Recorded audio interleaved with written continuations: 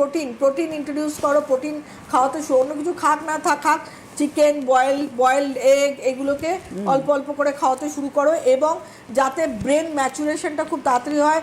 Protein muscle building করে, protein is a chain of amino acid, protein আমাদের চুল ভালো রাখে, প্রোটিন আমাদের স্কিন ভালো রাখে, প্রোটিন প্রোটিন প্রোটিন প্রোটিনকে অ্যাভয়েড করা যাবে না। সুতরাং আমরা তো আর কিডনি পেশেন্ট নই যে আমরা প্রোটিন অ্যাভয়েড করব।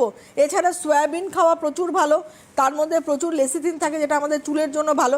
তাই জন্য আমরা হেয়ার প্রোটিন প্যাকটা নিয়ে এসেছিলাম এই চিন্তাভাবনার থেকে যে আমরা হেয়ার প্রোটিন প্যাকে হাইড্রোলাইজড প্রোটিন ইউজ করেছি।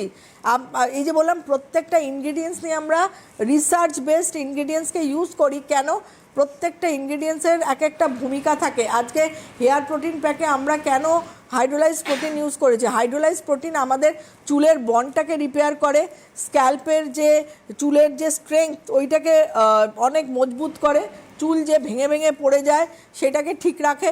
সুতরাং সপ্তাহে 2 দিন 3 দিন তো খুবই ভালো। আজকে আমি যেমন হেয়ার প্রোটিন প্যাক লাগিয়েছিলাম, হ্যাঁ হেয়ার প্রোটিন প্যাক।